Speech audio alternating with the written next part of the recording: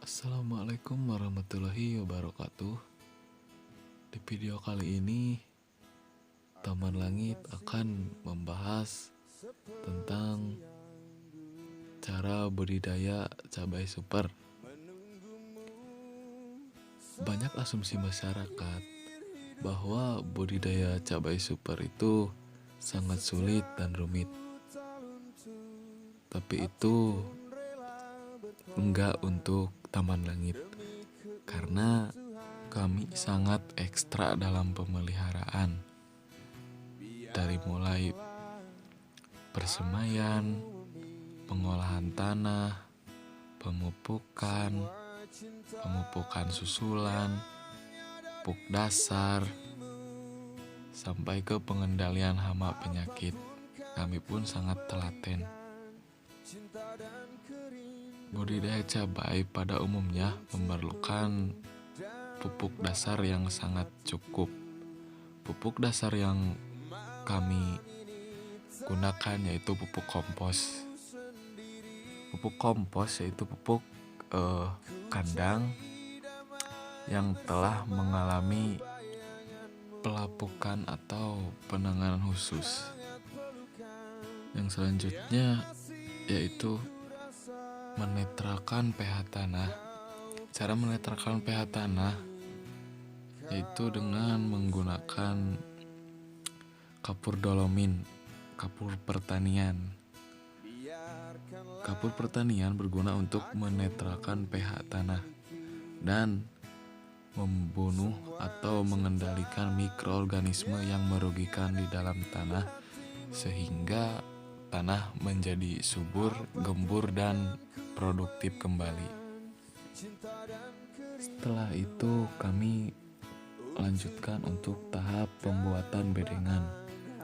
Pembuatan bedengan dengan lebar 120 cm dan panjang menyesuaikan dengan lahan, dengan tinggi 25-30 cm dengan lebar antar bedengan. Parit drainase selebar 30-35 cm. Setelah itu tanah kami campurkan semaksimal mungkin. Lalu setelah itu dibuat bedengan, dan setelah selesai pembuatan bedengan kami lapisi mulsa. Tujuan pemakaian mulsa yaitu untuk menekan pertumbuhan gulma dan menjaga erosi tanah dan menjaga kelembaban tanah. Jadi gulma itu yaitu tanaman yang tumbuh di antara tanaman pokok atau bisa juga tanaman pengganggu yang tidak diinginkan pertumbuhannya. Setelah pemasangan mulsa, kami pembuatan lubang tanam. Untuk pembuatan lubang tanam cabai super, kami menggunakan jarak tanam 60 cm kali 60 cm jaraknya. Kenapa 60 cm kali 60 cm? Supaya memudahkan sinar matahari untuk masuk ke seluruh bagian tanaman. Berguna untuk melakukan fotosintesis dan mencegah penyebaran hama antar tanaman satu ke tanaman yang lain.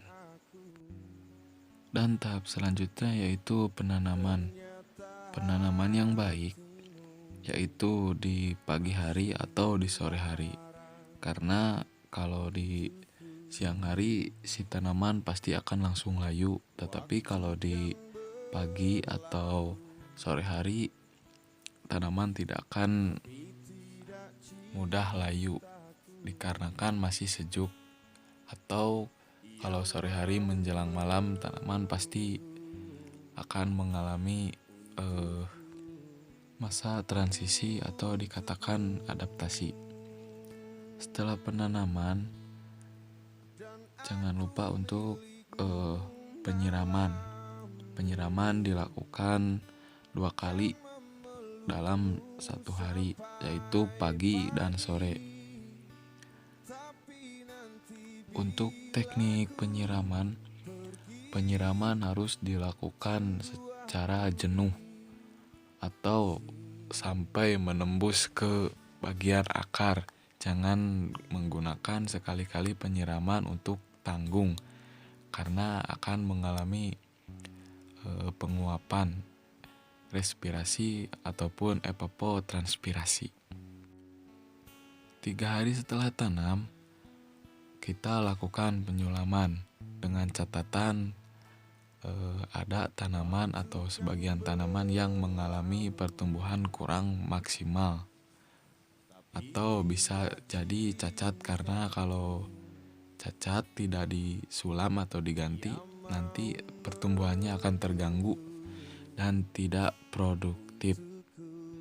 Dan setelah 1 minggu setelah tanam, kita lakukan pupuk susulan. Untuk pupuk susulan kami tidak akan bahas di video kali ini, dan untuk pupuk susulan pertama, kedua, dan ketiga kami akan bahas di video selanjutnya. Setelah melakukan pemupukan susulan, lakukan pemipilan. Pemipilan yaitu membuang daun yang tadi bawa dari persemaian, daun utama yang daun pertama, daun kedua, dan daun ketiga. Setelah berumur 2 minggu dilakukan pemipilan. Pemipilan itu pemangkasan daun pertama yang bawaan dari persemaian 3 helai daun. Setelah itu kami melakukan sanitasi lahan. Sanitasi lahan itu pembersihan dari gulma-gulma yang ada di sekitar tanaman cabai. Dan sembari melihat tanaman, kita perhatikan hama atau penyakit apa saja yang terdapat di tanaman cabai kita, lalu menentukan dosis atau obat-obatan yang harus dipakai, karena harus tepat waktu, tepat cara, dan juga tepat dosis. Itu kesalahan-kesalahan yang sering terjadi di petani. Kesalahannya sangat merugikan lah secara ekonomis.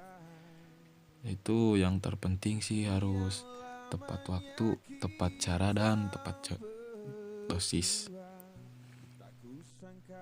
Pengendalian hama dan penyakit itu harus tepat sasaran. Maksudnya tahu penyakit itu dan tahu penyebab penyakit disebabkan oleh apa. Misalkan disebabkan oleh serangga, pasti kita harus menggunakan obat yang sifatnya insektisida, yaitu untuk golongan serangga. Intinya di pengendalian hama penyakit itu atau POPT harus bijak lah, harus telaten. Jadi enggak salah itu salah ngasih obat. Takutnya kalau salah ngasih obat itu sangat berpengaruh bagi pertumbuhan tanaman itu sendiri. Bisa juga mengundang atau jenis penyakit yang lain. Makanya di dalam pengendalian hama penyakit itu harus bijak, harus tepat waktu, tepat dosis, dan tepat cara pemakaian. Dan setelah POPT juga harus diadakan pemuliaan tanaman. Maksudnya tanaman tuh kalau dikit-dikit kena penyakit juga gak perlu disemprot. Cukuplah pengendalian secara teknis dulu, dilihat apakah penyakit atau golongan serangga menyerangnya fatal atau enggak. Jadi kalau misalkan sekiranya fatal, merugikan secara ekonomis, wajib dikendalikan. Sekian video budidaya cabai super dari kami versi Taman Langit. Barangkali ada yang berminat untuk budidaya cabai dan masih bingung, marilah kita belajar bareng-bareng. konsultasi bareng-bareng ke Taman Langit atau ke kelompok Taruna Tani Pasir Makmur. Jangan lupa bagi teman-teman yang nggak mau ketinggalan informasi ilmu tentang cara budidaya cabai atau cara budidaya apalah selain cabai yang tersedia di Taruna Tani, jangan lupa untuk like, comment, and subscribe. Terima kasih. Saya Taman Langit mengucapkan Assalamualaikum warahmatullahi wabarakatuh. Semoga bermanfaat. Semoga tercapai segala keinginanmu. Kejarlah keinginanmu. Selagi masih ada